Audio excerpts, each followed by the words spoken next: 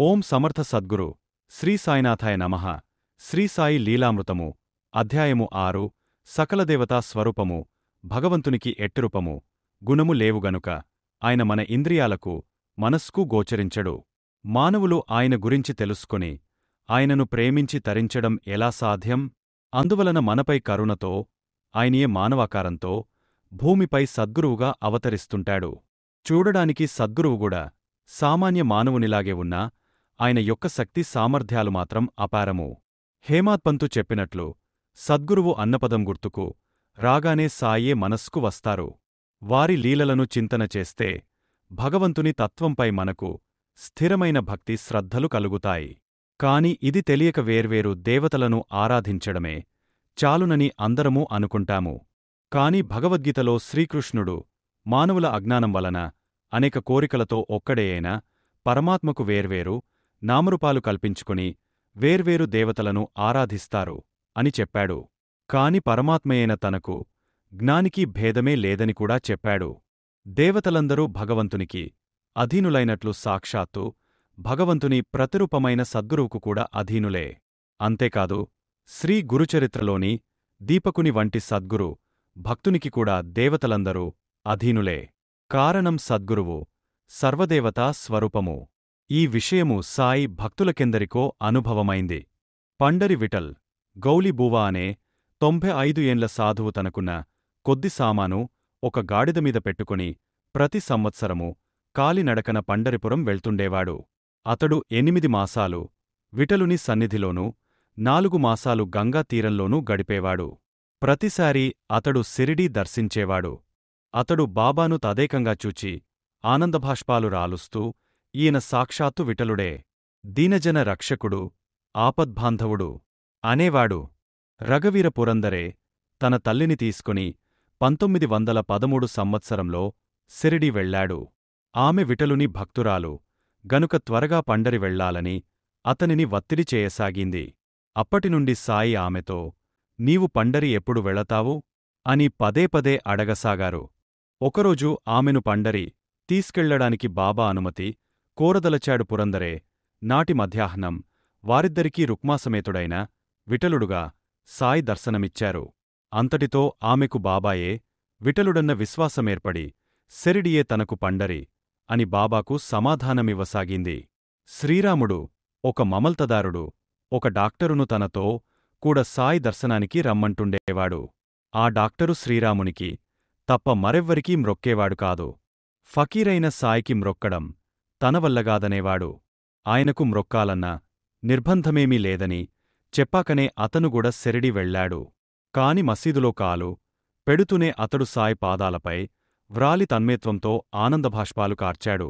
అతడు లేవగానే పిచ్చివాడా, రాముడెక్కడ లేడు? చూడగలిగితే అంతటా ఉన్నాడు, లేకుంటే ఎక్కడాలేడు అన్నారు సాయి. తన గురించి ఆయనకంతా తెలుసునని అతడికి అర్థమైంది. తర్వాత ఆ డాక్టరు చెప్పాడు, సాయి నాకు శ్రీరామునిగా కన్పించారు. నమస్కరించి లేచేసరికి సాయిగా కన్పించారు. ఆ ఇద్దరు వేరుగాదు.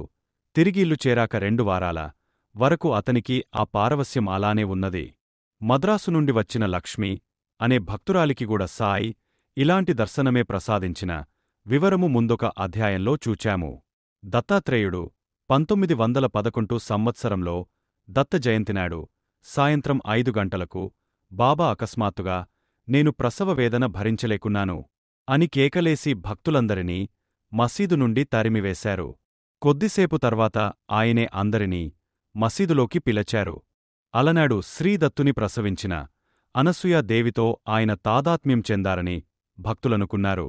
అప్పుడు బల్వంత్ ఖోజోకర్ మసీదులోకి వెళ్లగానే సాయికి బదులు ఆసనమీద బాలుడైన దత్తాత్రేయుడు దర్శనమిచ్చారు. అలానే ఒకప్పుడు గోవా నుండి వచ్చిన 2 భక్తులలో ఒకరి నుండి 15 రూపాయలు దక్షిణ అడిగి తీసుకున్నారు బాబా. కాని 2వ భక్తుడిచ్చిన దక్షిణ తీసుకోలేదు.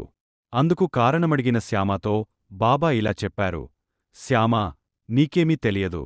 నేనెవరి నుండి ఏమీ తీసుకోను. ఈ మసీదు తల్లి తనకు రావలసిన రుణాన్ని అడిగి తీసుకుంటుంది. ఇల్లు కుటుంబము లేని నాకు పైకమెందుకు? అతడు తనకు ఉద్యోగం వస్తే మొదటి జీతం దక్షిణగా ఇస్తానని దత్తాత్రేయ స్వామికి మ్రొక్కుకున్నాడు. త్వరలో అతడికి ఉద్యోగం వచ్చింది. అతని మొదటి నెల జీతం 15 రూపాయలు. ఇప్పుడతని జీతం 700 రూపాయలు. కష్టం గడవడంతో అతడు మ్రొక్కును మరచాడు. రుణము, శత్రుత్వము, హత్య వీటికి పరిహారం చెల్లించక ఎన్నటికి తప్పదు. అందుకే అతని నుండి 15 రూపాయలు అడిగి తీసుకున్నాను అన్నారు. తాను మ్రొక్కిన దత్తస్వామియే సాయ్. అలానే బాబాసాహెబ్ అనే దత్తభక్తుడు తన బంధువైన నానా చందోర్కర్ మాటను త్రోసివేయలేక 1900 సంవత్సరంలో సాయ్ని దర్శించాడేగాని లోపల ఆయన ముస్లిం అన్న శంక ఉన్నది. కాని మసీదులో అతనికి సాయ్ బదులు దత్తమూర్తి దర్శనమిచ్చారు. అంతటితో అతడు తన జీవితమంతా సాయ్ సేవకే అంకితం చేశాడు. మారుతి ఎప్పుడు సాయ్కి సేవ చేస్తుండే. నిమోన్కర్ పనిమీద అహ్మద్ నగర్ వెళ్తూ తన కొడుకు సోమనాథుణ్ణి ఆయన సేవకు వినియోగించాడు. అప్పుడొకరోజు తనకు కల్గిన అనుభవం గురించి అతడిలా చెప్పాడు. సాయ్ స్థానంలో ఆయన రూపం లేదు, మారుతియే ఉన్నారు. అయితే ఆయనకు తోక ఉన్నదో లేదో నేను చూడలేదు. మసీదు మెట్లపై కూర్చొని ఉన్న శ్యామాతో అరుగో మారుతి దర్శించుకో అని చెప్పాను. అప్పటినుండి శ్రీ సాయ్ మారుతి అవతారమని సోమనాథుడు నమ్మాడు. గణపతి చిదంబరరావు గాడ్గిల్ అనే గణపతి భక్తుడు సిరిడి దర్శించినప్పటి నుండి ఇంటి దగ్గర బాబాను గణపతిగా పూజించేవాడు. ఒకరోజు అతడు సిరిడి వచ్చినప్పుడు ఆయన నవ్వి, ఈ ముసలాడు చాలా టక్కరి, ఎలుకే నా వాహనమని కనిపెట్టాడు అన్నారు. ఒకసారి బాంద్రా నుండి ఒకామె వచ్చి సాయ్కి నమస్కరించి ఆయన ఎదుట కూర్చోగానే ఆమెను 7 సంవత్సరములుగా బాధిస్తున్న తలనొప్పి తగ్గిపోయింది. ఆ మాట చెప్పగానే బాబా, అమ్మా, నీ చిన్నతనము నుండి నాకు సమృద్ధిగా అన్నీ తినబెడుతున్నావు అన్నారు. ఆమెకేమీ అర్థం కాలేదు. బాబా నవ్వుతూ, నీవెవరిని పూజిస్తావు అన్నారు. గణపతిని పూజిస్తానని చెప్పిందామె. సాయ్ నీవర్పించిన నివేదనలన్నీ నాకే చెందుతున్నాయి అన్నారు. విఘ్నేశ్వరుడు భోజనప్రియుడు ఆ గణపతియే తామని బాబా సూచించారు. నరసింహస్వామి, సదాశివ జోషి నిత్యమూ సాటేవాడాలో ఆరతికి హాజరయ్యేవాడు. ఒకప్పుడతనికి అక్కడ సాయ్ పటంలో వరుసగా 3 రోజులు నరసింహస్వామి దర్శనమింది. తర్వాత అతడు తిరిగి వెళ్లేటప్పుడు ఊధి కొద్ది మిఠాయి ప్రసాదమిచ్చారు బాబా. అది చాలదంటే బాబా అతనికి 8 అణాలు ఇచ్చి, సెరిడిలో ఎక్కడైనా మిఠాయి కొని తీసుకుపో, అది నా ప్రసాదమే అన్నారు. ఆయన సన్నిధిచేత పవిత్రమైన సిరిడిలోని పదార్థమంతా ఆయన ప్రసాదమే. ఖండోబా మహల్సాపతి కుమారుడు మార్తాండ్ ఒకరోజు ఖండోబా ఆలయద్వారం వద్ద కూర్చున్నాడు. బాబా అతని ఎదుట ప్రత్యక్షమయ్యారు. అతడు లేచి నిలబడగానే బాబా చిరునవ్వుతో ఖండోబా విగ్రహం వైపు నడచి అందులో లీనమయ్యారు. మార్తాండ్ ఆశ్చర్యంతో విగ్రహం వెనుక చూచాడు. అక్కడెవరూ లేరు. తిరిగి విగ్రహం నుండి బాబా వెలువడి చిరునవ్వుతో అతనిని చూస్తూ బయటకు వెళ్ళిపోయారు. నాటినుండి అతడు ఖండోబాను బాబా రూపంగా పూజించేవాడు. శ్రీ ఉపాసని బాబా అన్నగారైన బాలకృష్ణ ఉపాసనీ శాస్త్రి 1907 సంవత్సరంలో గయలోని త్రివేణి సంగమంలో శ్రాద్ధ ప్రదానం చేశాడు.